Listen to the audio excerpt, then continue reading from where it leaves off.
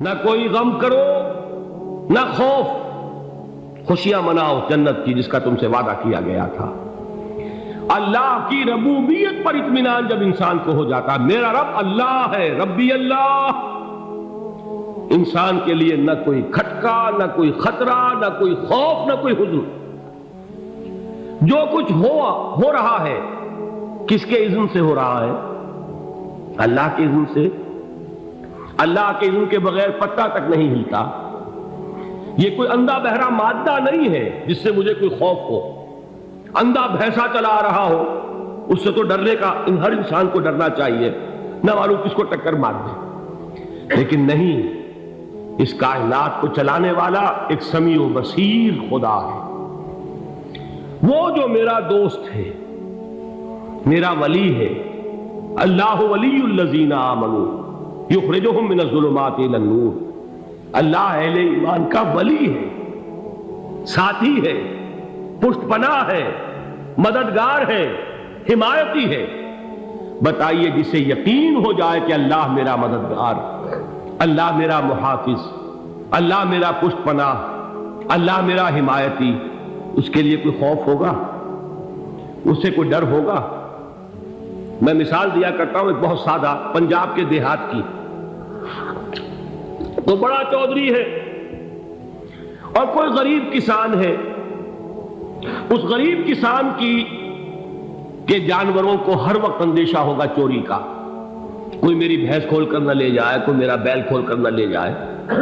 لیکن جس کے بارے میں یہ سب کو معلوم ہو کہ وہ جو بڑا چودھری ہے وہ اس کا دوست ہے، اس کی بچیا کو کوئی خوف ہوگا؟ اس کی بھینس پر کوئی ہاتھ ڈالے گا؟ اسے کوئی اندیشہ ہوگا؟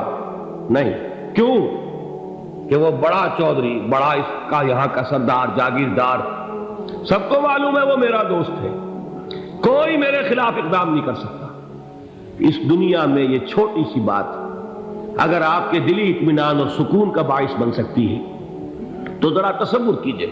میں لفظ تصور استعمال کروں گا صرف اس لیے کہ اس کا ہم جس کو کہتے ہیں ادراک اور شعور کر نہیں سکتے، اگر کے ساتھ کر سکتے۔ اگر یقین ہو کہ اللہ میرا مددگار اور یقین ہو کہ اللہ ہر آن میرے ساتھ ہے، پھر کوئی خوف؟ کس کا خوف؟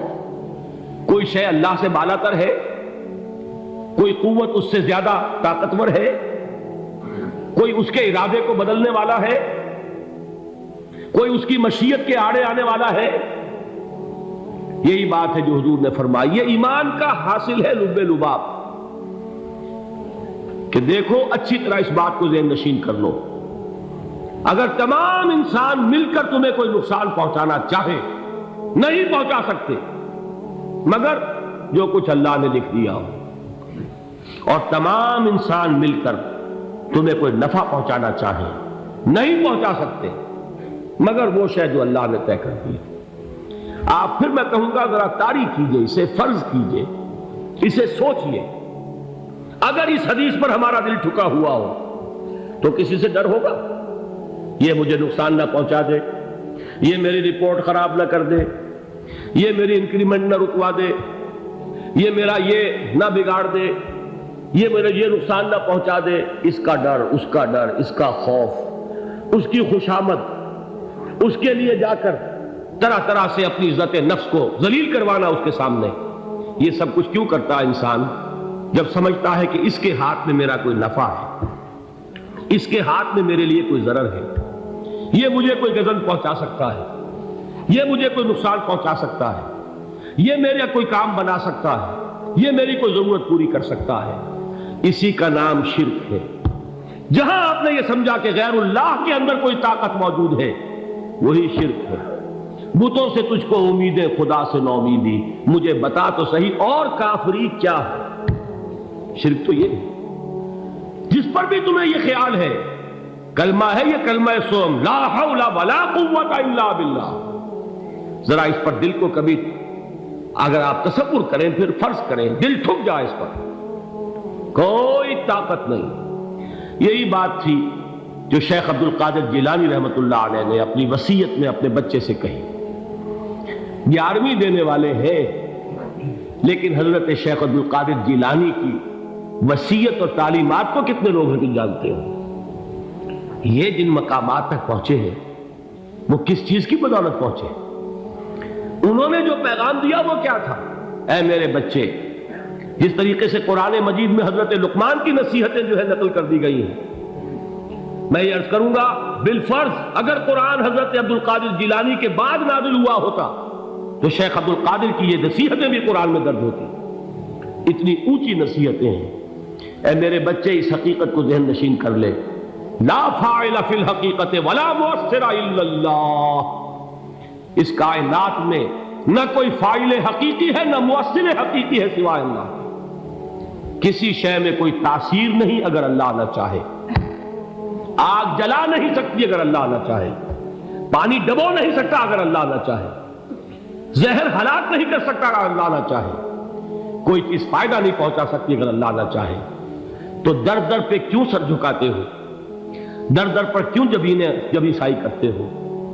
سب کے سامنے کیوں ہاتھ پھیلاتے ہو؟ ایک اللہ سے مانگو، ایک اللہ کے سامنے زمین پر اپنی جبین رکھو۔ لا فاعل فی الحقیقت ولا مؤثر الا اللہ۔ نظر آتا ہے ہمیں کہ پانی پیاس بجھا دیتا ہے، پیاس بجھانے کی صلاحیت پانی میں نہیں ہے، اللہ کے اذن سے۔ کھانا بھوک مٹا دیتا ہے، بھوک مٹانے کی صلاحیت کھانے میں نہیں ہے، اذن رب میں۔ دیکھیے یہی یقین تھا حضرت موسیٰ علیہ السلام کا واقعہ یاد کیجئے۔ سامنے سمندر آ گیا ہے، قوم دیکھتی ہے پیچھے کہ گرد و غبار کا طوفان، معلوم ہوا کہ فرعون اپنے لشکر سمیت آ گیا۔ لشکر جب چلتا تھا تیز رفتاری کے ساتھ تو گرد و غبار کا جو طوفان اٹھتا تھا اس کا تصور کیجیے، اور لمحہ بلمحہ وہ قریب آ رہا ہے۔ پوری قوم نے کیا کہا؟ اے موسیٰ انا لمدرکون، اے موسیٰ ہم کو پکڑے گئے۔ قرآن مجید میں تو یہاں وہ باتیں نہیں لکھی ہیں، لیکن تورات میں یہ درج ہے کہ بنی اسرائیل جھگڑنے لگے، دست و گریبان ہو گئے موسیٰ کے ساتھ۔ موسیٰ نے یہاں مروایا لا کر، اس سے تو ہم ہی بہتر تھے، وہاں کھانے کو ملتا تھا، زندگی تو تھی، بیگار ہم کر رہے تھے، موت تو نہیں تھی۔ اب جو کچھ ہوگا اس کا تصور کرو، جس طریقے سے ہمارے ٹکڑے اڑائے جائیں گے۔ تو لڑ رہے ہیں حضرت موسیٰ علیہ السلام سے، یہ تورات کی تفصیل ہے۔ قرآن میں صرف اتنا آیا ہے، پریشان ہو کر انہوں نے کہا انا لمدرکون، موسیٰ ہم کو پکڑے گئے۔ اس وقت موسیٰ کا جواب کیا ہے؟ کلا ان معی ربی سیہدین، نہیں، میرے ساتھ میرا رب ہے، وہ راستہ دے گا۔ بتائیے کہاں راستہ نظر آ رہا ہے؟ یہ ہے ایمان بالغیب۔ راستہ نظر نہ آئے تب اللہ پر یقین ایمان ہے۔ جیب میں پیسے ہوں اور تب دل کو اطمینان ہے تو ایمان کس پر ہوا؟ پیسے پر، اللہ پر نہیں۔ جب وسائل و ذرائع نہ ہو اور پھر یقین ہو کہ اللہ مسبب الاسباب ہے، وہ اسباب کا پابند نہیں ہے، وہ اسباب کا محتاج نہیں ہے، اسباب اس کے محتاج ہے۔ اگر یہ یقین ہے تو اللہ پر ایمان ہے، یہ نہیں ہے تو تمہارا ایمان اسباب پر ہے، وسائل پر ہے، ذرائع پر ہے، مادیات پر ہے، اللہ پر نہیں۔ اس وقت کہاں راستہ تھا؟ کوئی راستہ تھا؟ سمندر ہے اور ادھر سے لشکر آ گیا ہے۔ کلا ان معی ربی سیہدین۔ اب دیکھیے ایمان کہہ دینا آسان ہے، ہوا معکم اینما کنتم، جہاں کہیں بھی تم ہوتے ہو اللہ تمہارے ساتھ ہوتا ہے، لیکن اس کا یقین قائم ہو جائے تو زمین و آسمان کا فرق واقع ہو جائے۔ یہی بات ہوئی حضور کے ساتھ۔ غار ہے، چھپے ہوئے ہیں محمد رسول اللہ اور آپ کے وہ یار غار ابو بکر صدیق رضی اللہ تعالی عنہ۔ اقبال نے حضرت ابو بکر کی شان میں چند اشعار کہیں صرف، لیکن واقعہ یہ ہے کہ بھاری بھاری نظموں پر اور قصیدوں پر بھاری ہے، طویل ترین نظمیں اور قصیدے ہوں ان پر بھاری ہے۔ ہمتیں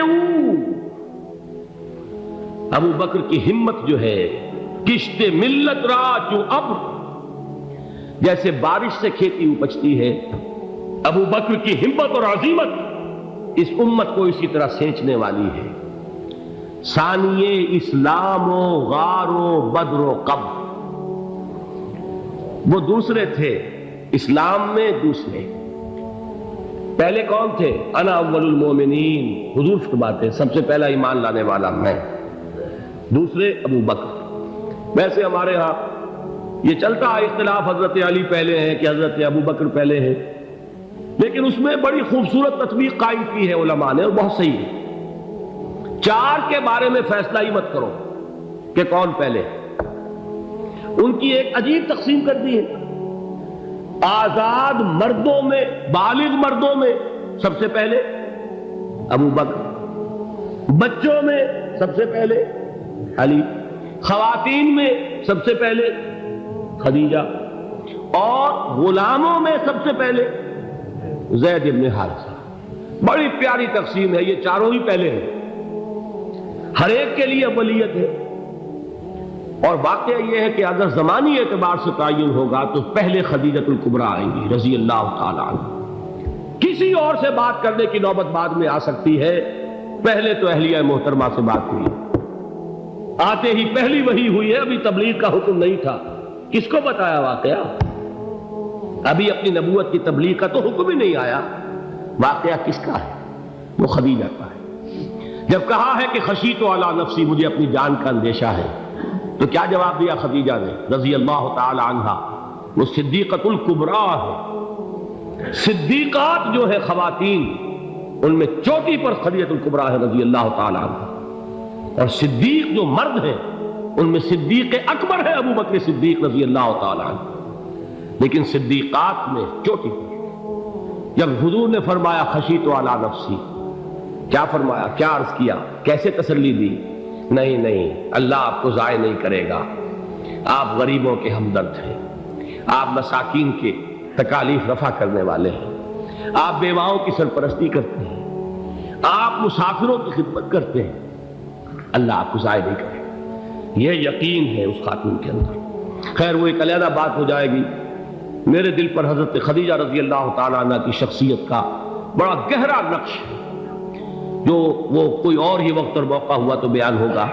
بہرحال اقبال نے ایک مصرے میں جو چار اولیتیں جمع کر دی ہیں، ہمت او کشت امت را چو ابر، ثانی اسلام و غار و بدر و قبر۔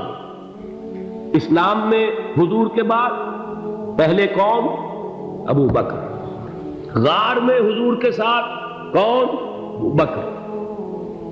بدر کی رات اللہ کا رسول سر بسجود، وہ جھاڑ، وہ گھاس پھوس کی جو جھوپڑی بنائی گئی تھی، اور وہاں تلوار ننگی لے کر پہرا دینے والا کون؟ ابو بکر۔ اور اس حجرہ عائشہ میں محمد کے بعد سب سے پہلے دفن ہونے والا کون؟ ابو بکر رضی اللہ تعالی عنہ صلی اللہ علیہ وسلم۔ وہ جو معاملہ میں سنا رہا تھا غار ثور کا، حضرت ابو بکر بھی حضور کے خیال سے لرز گئے ہیں۔ آپ کو یاد ہوگا کہ جا کر پہلے تمام جتنے سوراخ تھے انہیں بند کیا ہے، ایک سوراخ رہ گیا تھا جس کو بند کرنے کے لیے کوئی کپڑا نہیں تھا، وہاں اپنی ایڑی رکھی ہے، تب کہا ہے حضور سے تشریف لائیے، اور اپنے زانو پر حضور کو لٹایا ہے، اور وہاں کسی موذی جانور نے کاٹا ہے، حضور کی آنکھ لگ گئی تھی، اس وقت اس بل کے اندر جو بھی بچھو ہے کیا ہے واللہ عالم، اس نے کاٹا ہے، اس کی تکلیف کی وجہ سے ابو بکر کی آنکھوں سے آنسو ٹپک گئے، حضور کے چہرے مبارک پر پڑے ہیں، تو حضور جاگے ہیں، معاملہ کیا ہے؟ ایڑی نہیں ہٹائی وہاں سے، مبادا وہ جانور وہاں سے نکل کر محمد الرسول اللہ کو کوئی گزن پہنچا دے، ابو بکر کی ایڑی ہے، جس طرح چاہے کھا لے، ختم کر دے، جان نکل جائے تب کوئی آنچ آئے، محمد پر تو آئے، لیکن جیتے جی نہیں۔ وہ ہے ابو بکر۔ حضور کے خیال سے اس وقت حضور نے پھر اپنا لعاب دہن لگایا ہے، اور اس سے پھر آپ کی تکلیف ختم ہوئی۔ جیسے خیبر میں حضرت علی کی آنکھ دکھ رہی تھی، اس کو جو شفا حاصل ہوئی ہے وہ بھی حضور کے لعاب دہن سے ہوئی۔ تو بہرحال اس وقت انہوں نے کہا ہے کہ اے نبی یا رسول اللہ، اگر اس وقت ان میں سے کسی نے غیر ارادی طور پر بھی اپنے قدموں کی طرف جھانک لیا تو پکڑے جائے، کیا جواب تھا اللہ کے رسول کا؟ لا تحزن ان اللہ معنا، اللہ ہمارے ساتھ ہے، کیوں گھبراتے ہو ابو بکر؟ یہ ہے ایمان باللہ، میرا مالک اللہ، میرا رازق اللہ، میرا محافظ اللہ، میرا مددگار اللہ، میرا پشت پناہ اللہ، میرا دوست اللہ۔